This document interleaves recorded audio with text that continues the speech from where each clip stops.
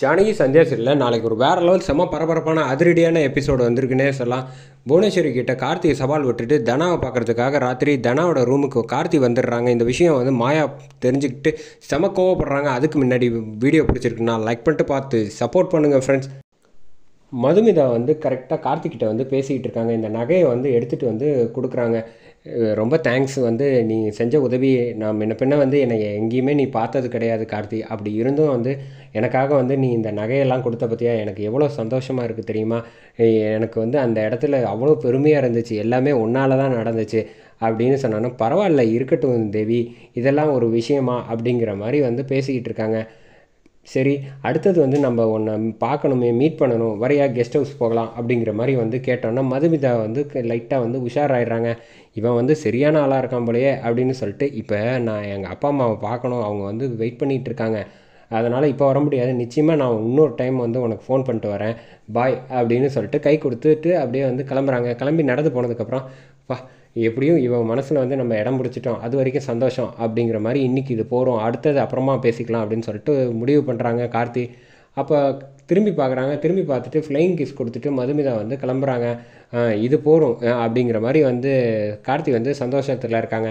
அப்போ கரெக்டாக நகையை எடுத்துகிட்டு வந்து மாயா கிட்ட வந்து கொடுத்தோன்னே பேசுகிறாங்க. நீ நினச்ச மாதிரியே வந்து நகையை நம்ம திரும்ப கொடுத்துட்டோம், அதை ஒன்றும் பெருசாக அவன் செக் பண்ணல, சந்தேகம் வந்துச்சா அவன் மேலே அப்படிங்கிறப்ப என் மேலே சந்தேகம்லாம் வரல, ஆனால் நீ சொன்ன மாதிரி அவன் வந்து சரியான மோசமானவன், அவங்ககிட்ட கொஞ்சம் உஷாராக இருக்கணும், இப்போயே வந்து என்னை அவங்க வீட்டுக்கு வந்து கூப்பிட்டான் அப்படின்னு சொன்னோன்னே அப்படியா, சரி நீ எதுக்கும் ஜாக்கிரதையாரு அப்படின்னு சொல்லிட்டு எனக்காக இவ்வளோ தூரம் வந்து உதவி செஞ்சதுக்கு ரொம்ப தேங்க்ஸ் அப்படின்னு சொல்லிட்டு கை கொடுத்துட்டு கிளம்பி போகிறாங்க மதுமிதா காரில். அப்போ வந்து மாயா வந்து இதுக்கப்புறமும் இந்த கார்த்தியை வந்து சும்மா விடக்கூடாது அப்படிங்கிற மாதிரி யோசிச்சுக்கிட்டு இருக்காங்க. அடுத்த நாள் காலையில் வந்து கோயிலுக்கு வந்து பார்வதி ஜானகி இருக்கிற எல்லாரும் மொத்த குடும்பமும் சேர்ந்து சிவராமனோட வந்து கோயிலுக்கு வராங்க. கோயிலுக்கு வர்றப்போ தான் வந்து பூசாரி வந்து இங்கே சாமி வந்து வேண்டிட்டு அப்படியே சாமி ஆடிக்கிட்டே வராங்க. வந்தப்போ இந்த மாதிரி ஊர் மக்கள் ஊர் தலைவர் எல்லாரும் நிற்கிறப்ப வந்து சாமி வந்து குறி சொல்ல ஆரம்பிக்கிறாங்க. தப்பு பண்ணிட்டீங்கடா, அவசரப்பட்டு இந்த ஊர் பெரிய மனுஷன் வந்து எவ்வளோ பெரிய நல்லதெல்லாம் செஞ்சுருக்கான், சொக்க தங்கத்தை வந்து இப்படி சோதிச்சு பார்த்துட்டிங்களே, நீங்கள் இப்போ செஞ்சது பாவம் அப்படிங்கிற மாதிரி சொன்னோன்னே என்ன செய்கிறீங்க, எந்த தப்பு செய்யாத அந்த ரகுராம் அவரை எதுக்காக நீங்கள் வந்து தண்டிச்சிங்க அப்படிங்கிற மாதிரி சொன்னோன்னே என்ன சொல்கிறீங்க, அங்கே இருக்கிறது எல்லாமே சுத்த தங்கண்டா, நீங்கள் வேணால் சோதிச்சு பாருங்கள் அப்படின்னு, நீங்கள் செஞ்ச பாவத்துக்கு முதல்ல வந்து அவரை வெளியில் கொண்டு வாங்க அப்படிங்கிற மாதிரி அதிரடியாக வந்து சாமியே குறி சொல்லுது. அப்போ தான் வந்து ஒன்றுமே புரியல. இந்த பக்கம் புவனேஸ்வரிலேருந்து எல்லாருக்கும் முதல்ல என்ன நடக்குதுன்னே தெரில, கொஞ்சம் நேரம் அமைதியாக இரு பார்ப்போம் அப்படிங்கிற மாதிரி வந்து மகாலிங்கத்துக்கிட்ட வந்து பேசிக்கிட்டு இருக்காங்க புவனேஸ்வரி. அப்போ கரெக்டாக சாமி வந்து மலை ஏறிடுறாங்க. மலை ஏறினதுக்கப்புறமா வந்து என்ன ஆச்சுன்னு பூசாரி வந்து எந்திரிக்கிறாங்க. என்ன நடந்துச்சு அப்படின்னு ஒன்றும் தெரியாத மாதிரியே கேட்டோன்னே மாயாவிலேருந்து சிவராமன் ஜானகி எல்லோரும் நின்றுட்டுருக்காங்க. அப்போ சாமியே இவ்வளோ தூரம் வந்து குறி சொல்லியிருக்கு அப்படின்னா நிச்சயமாக ஏதோ ஒரு விஷயம் இருக்குது இதில்.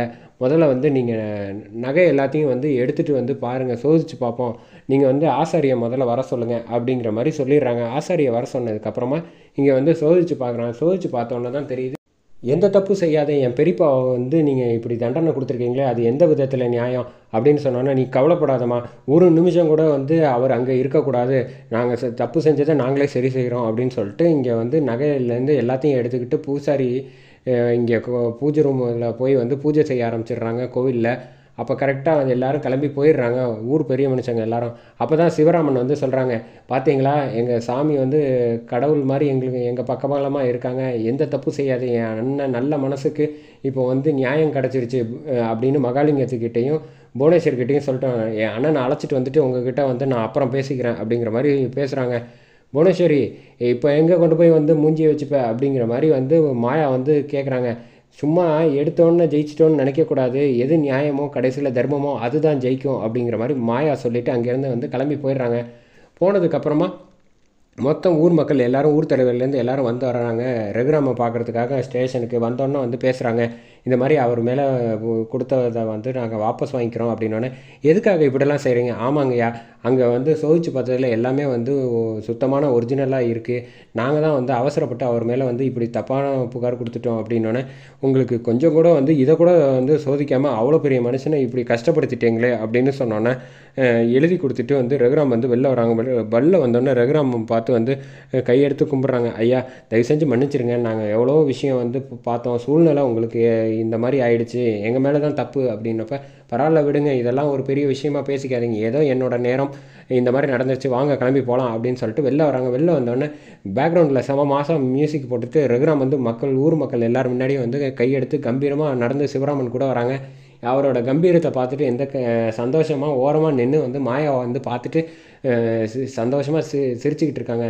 கௌரவத்தை காப்பாற்றிட்டேன் அப்படின்னு நினச்சி ரொம்ப சந்தோஷப்பட்டுக்கிட்டு இருக்காங்க. அப்போ தான் வீட்டுக்கு கிளம்பி வந்து அழைச்சிட்டு வராங்க. அழைச்சிட்டு வந்தோடனே ஜானகி வந்து நல்லபடியாக வந்துட்டாருன்னு வேண்டிக்கிட்டு இருக்காங்க சாமிக்கிட்ட. அப்போ கரெக்டாக வந்து தட்டை எடுத்துகிட்டு வர்றாங்க. ஆரத்தி எடுத்துகிட்டு வந்து பத்மா வந்து ஆரத்தி எடுக்கிறாங்க. எடுத்துகிட்டு நெத்தியில் குங்குமம் வச்சப்ப கரெக்டாக தனா வந்து ஓடி வந்து கட்டி பிடிக்கிறாங்க. அப்பா என்னப்பா இப்படி ஆயிடுச்சு அப்படின்னு. கவலைப்படாதம்மா, உனக்காக தான் நான் வந்து இவ்வளோ தூரம் வந்து போராடி இந்த வீட்டில் இருக்கிறதுக்கான காரணம்.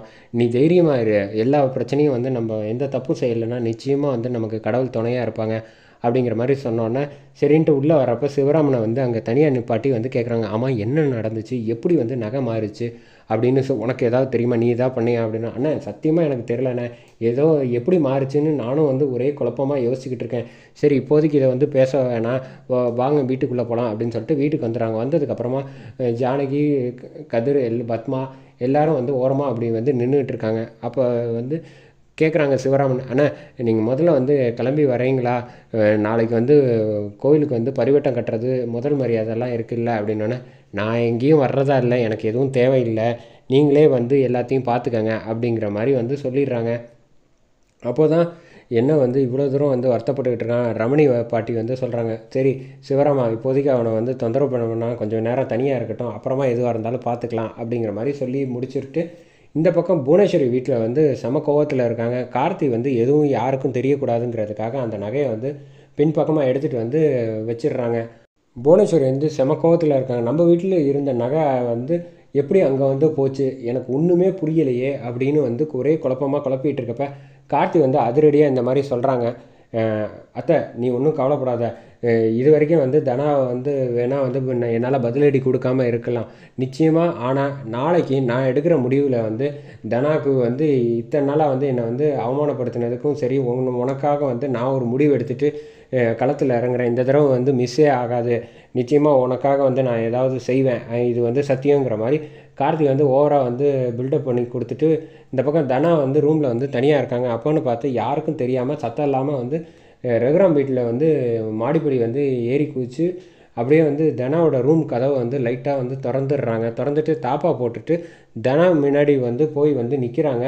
தனா வந்து அப்போ தான் கார்த்திகை வந்து திரும்பி பார்க்குறாங்க. கதிர் தான் வந்திருக்காங்கன்னு நினச்சிட்டு பார்த்தா இங்கே வந்து கதிருக்கு பதிலாக இவர் வந்திருக்காப்புல கார்த்தின்னு நினச்சிட்டு என்ன செய்யறதுன்னு தெரியாமல் அதிர்ச்சி ஆகி கோவத்தோடு வந்து நிற்கிறாங்க. மரியாதையை யாரை கேட்டு இங்கே வந்தீங்க, முதல்ல வந்து வீட்டை விட்டு வெளில போங்க அப்படிங்கிற மாதிரி சொல்கிறாங்க. வர முடியுது.